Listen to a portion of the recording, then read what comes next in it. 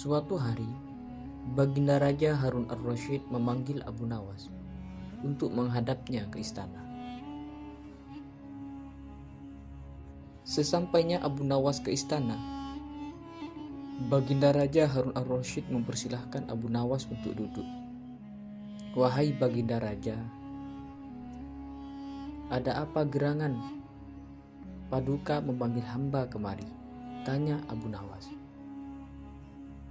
"Hai Abu Nawas," seru Khalifah Harun ar-Rasyid, "sekarang juga kamu harus dapat mempersembahkan kepadaku seekor harimau berjenggot. Jika gagal, maka akan kubunuh kamu." Kata-kata itu merupakan perintah sultan yang diucapkan penuh tegas dan kegeraman. Dari bentuk mulutnya ketika mengucapkan kalimat itu, sangatlah jelas betapa sultan menaruh dendam kepada Abu Nawas yang telah berkali-kali mempermainkan dirinya dengan cara-cara yang sangat kurang ajar. Perintah itu merupakan cara Baginda untuk dapat membunuh Abu Nawas. "Wahai Tuanku Syah Alam," jawab Abu Nawas, "semua perintah Paduka akan hamba laksanakan. Namun untuk yang satu ini, hamba mohon waktu 8 hari. "Baiklah," kata Baginda. Maka pulanglah Abu Nawas ke rumahnya. Agaknya Abu Nawas sudah menangkap gelagat bahwa raja sangat marah kepadanya. Maka dicarinya akal supaya dapat mencelakakan diriku agar terbalas dendamnya, pikir Abu Nawas. Jadi aku harus berhati-hati. Sesampainya di rumah, maka dipanggillah 4 orang tukang kayu dan disuruh membuat kandang macan. Hanya dalam waktu 3 hari, kandang itu pun sudah siap dipakai.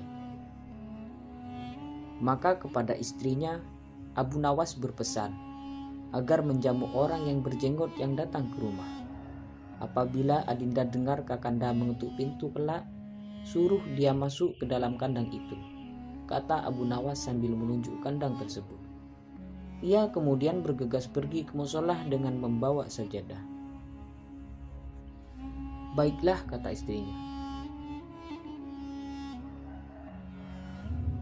"Wahai Abu Nawas, tumben kamu sholat di sini?"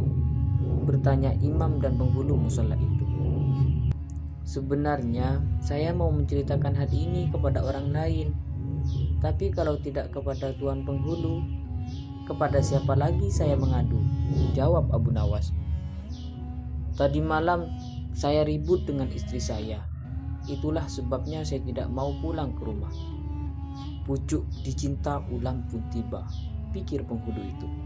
"Kubiarkan Abu Nawas tidur di sini dan aku pergi ke rumah Abu Nawas menemui istrinya.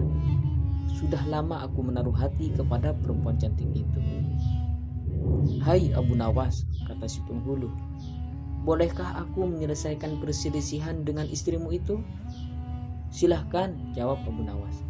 "Hamba sangat berterima kasih atas kebaikan Tuhan."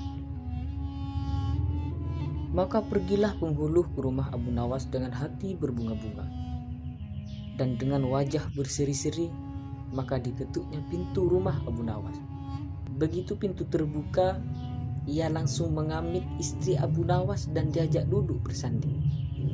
"Hai Adinda," katanya, "apa gunanya punya suami jahat dan melarat?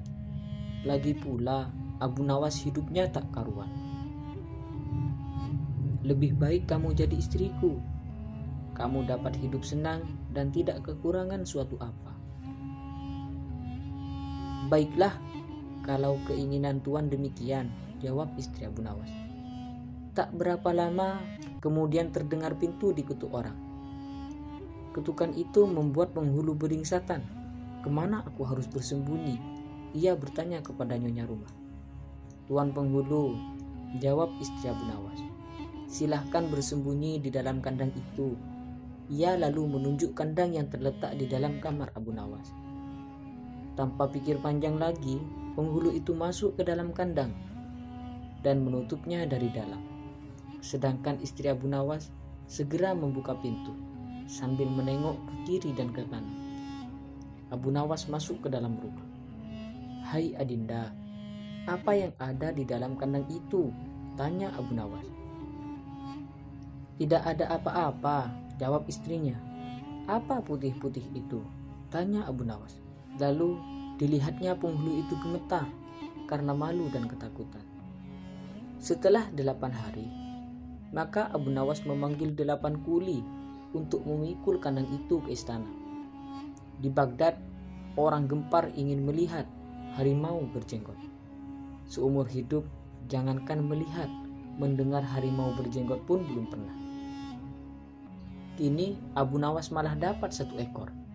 Mereka terheran-heran akan kehebatan Abu Nawas. Tetapi begitu dilihat penghulu di dalam kandang, mereka tidak bisa bilang apa-apa selain mengiringi kandang itu sampai ke istana, hingga menjadi arak-arakan yang panjang. Si penghulu malu bukan main. Arang di muka, kemana hendak disembunyikan. Tidak lama kemudian, sampailah iring-iringan itu ke dalam istana.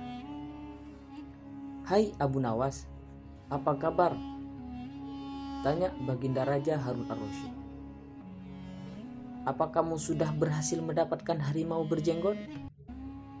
"Dengan berkat dan doa tuanku, alhamdulillah hamba berhasil," jawab Abu Nawas. Maka dibawalah kandang itu ke hadapan Baginda Raja. Ketika Baginda hendak melihat harimau tersebut, si penghulu memalingkan mukanya ke arah lain dengan muka merah padam karena malu.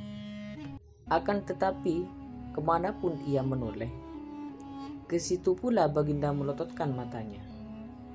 Tiba-tiba Baginda menggeleng-gelengkan kepala dengan takjub. Sebab menurut penglihatan beliau yang ada di dalam kandang itu adalah penghulu musola. Abu Nawas buru-buru menimpali, "Wahai tuanku, itulah harimau berjenggot." Tapi Baginda tidak cepat tanggap. Beliau termenung sesaat. Kenapa penghulu dikatakan harimau berjenggot? Tiba-tiba Baginda bergoyang ke kiri dan ke kanan seperti orang berdoa. Oh penghulu." "Ya tuanku Syah Alam," kata Abu Nawas.